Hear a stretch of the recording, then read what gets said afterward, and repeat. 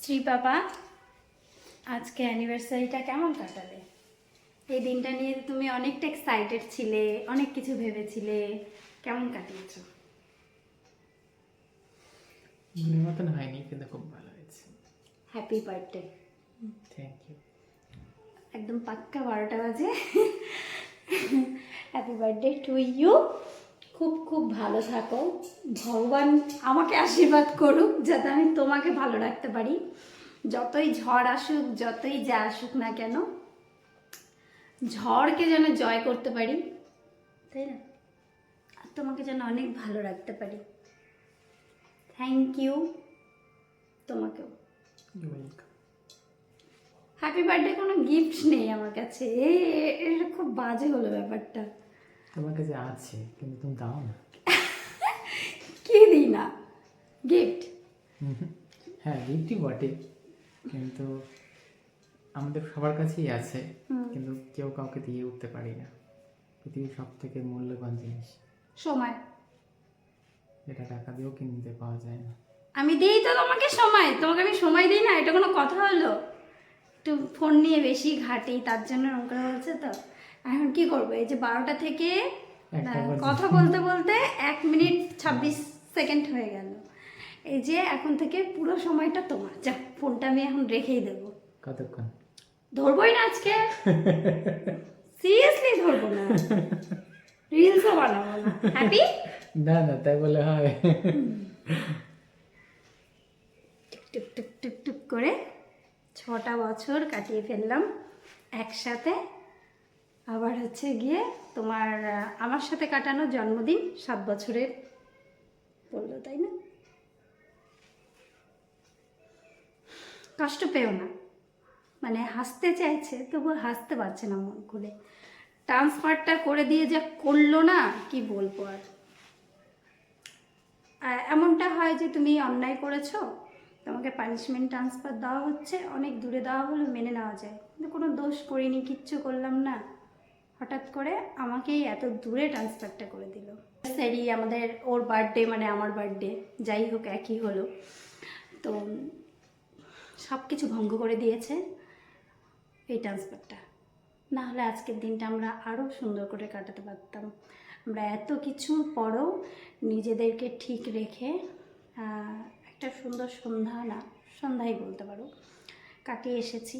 তবুও সব কিছুর মধ্যে একটা কষ্ট থেকে যাচ্ছে যে এই গরমের মধ্যে এপ্রিল মাস থেকে মানে আগস্ট সেপ্টেম্বর পর্যন্ত কি বীভৎস গরম থাকবে।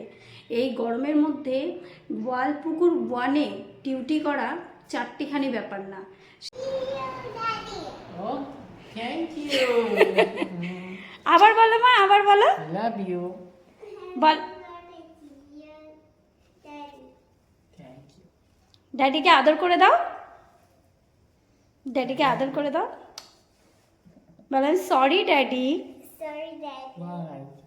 বলো আমি তোমাকে কষ্ট দিয়েছি, রেস্টুরেন্টে গিয়ে তোমার কথা শুনিনি, তাই তুমি কষ্ট পেয়েছো। এর থেকে বড় গিফট আর কি হতে পারে? মেয়ে এরকম করে বললো happy birthday daddy, happy birthday to you daddy. মেম সাহেব আবার ঠিক নিজের জায়গা মতো চলে গেছে। এটা হচ্ছে ওর ঘর, ও সারাদিন এই ঘরে কাটায়, আর রাত্রেবেলা ঠিক ঘুমের সময় আমাদের বেডরুমে চলে যায়। তো এখন হচ্ছে গিয়ে 12টা কটা বাজে, 12টা 5 বেজে গেল হয়তো কথা বলতে বলতে। আমরা হচ্ছে গিয়ে খেতে পারিনি, এখানে স্যান্ডউইচ আছে, নিয়ে চলে এসেছি। কি করব, 1400 টাকা বিল দিয়ে এলাম, খাবারটা ফেলে দিয়ে চলে আসবো, তাই নিয়েই এলাম। আর এখানে হচ্ছে গিয়ে আছে মিষ্টি, সবাই মিষ্টি মুখ করে নিও, আমাদেরকে আশীর্বাদ করো। পেট টাইটাই করছে। দেখো আমার বর কি সুন্দর করে আমাকে আলতা পরিয়ে দিয়েছিল। আমি সকালে উঠে বাথরুম গেছি, পায়ে একটু জল পড়তে না পড়তে লেটকে গেছে। তোমাদেরকে এর আগের ভিডিওতে জানিয়েছিলাম যে বরের জন্মদিনের দিন আমি বাড়ি যাচ্ছি। ওই যে ভোগ দেখলে, বাড়িতে গিয়ে ভোগই খেয়েছিলাম পুজো করে। তারপর সন্ধ্যাবেলা এই কেকটা আমি রায়গঞ্জ থেকেই নিয়ে গেছিলাম। এখানে কেকের মধ্যে এবার লেখা ছিল হ্যাপি বার্থডে ড্যাডি। তো ড্যাডি লিখেছিলাম, সেটাও হচ্ছে গলে গেছে। কি আর করা যাবে, কিছু তো করার নেই, অনেক দূর থেকেই নিয়ে যাওয়া যেহেতু, সেই কারণে। তারপর ভাবলাম চলো এখানেই এবার ছোট্ট করে একটু কেক কাটা যাক। তো সেটাই এখন আমরা কাটবো, আর আমরা তিনজনেই বসেছি। আর আমি যেহেতু আমার বাড়িতে হচ্ছে গিয়ে শুধু মা আর ভাই থাকে, মা সারাদিন বাড়ির টুকিটাক কাজ করতে করতে সময় কাটে আর দোকানে থাকে। তো সেই কারণে ঘরদোরের অবস্থা খুবই খারাপ, তোমরা ওই দিকটা অ্যাভয়েডই করতে পারো। তো বাড়িতে মেয়ে না থাকলে যা হয় আর কি, সেটাই। তো এখানে এখন আমরা কেক কেটে নেব, কেক কেটে যাব মাকে নিয়ে একটু মন্দিরে। তার উপর মায়ের শরীর একদমই ভালো না।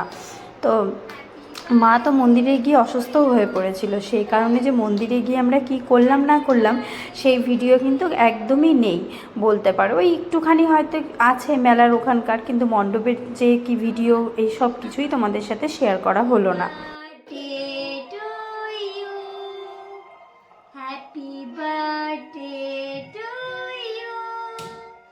Happy birthday to you. Sri Papa. Na Sri Daddy cake. Cake ta cut na Sri Ma na Sri Baba na Sri. Sri.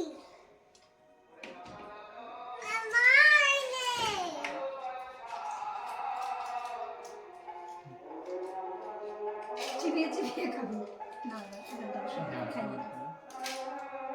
গালে লাগাও না। যা একটা ছবি তুলে দিচ্ছি বাবার সাথে, দৌড়ে যা, বস।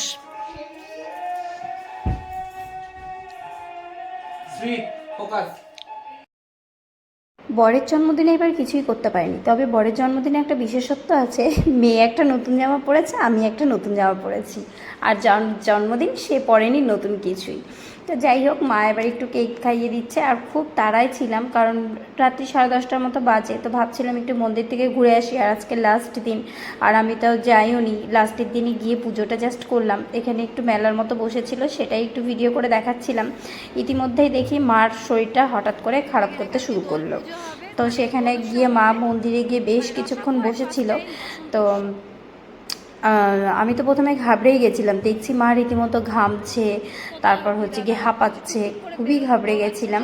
তারপর হচ্ছে কি ওখানে দেখা হলো এক বোনের সঙ্গে, যার সাথে আমার দুসম্পর্কের বোন হয়, কিন্তু আমার সাথে ওর সম্পর্কটাই ভিডিও সূত্রে। ও আমার ভিডিও দেখে ভালো কমেন্ট করতো, সেখান থেকেই ওর সাথে আমার পরিচয়। তো সেখানে গিয়ে দেখা হলো, ছবি তুললাম, খুব ভালো লাগলো। ভীষণ মিষ্টি একটা মেয়ে। তো চলো আজকে ভিডিও এখানে শেষ করলাম। সবাই ভালো থেকে সুস্থ থেকো, দেখা হচ্ছে পরের ব্লগ।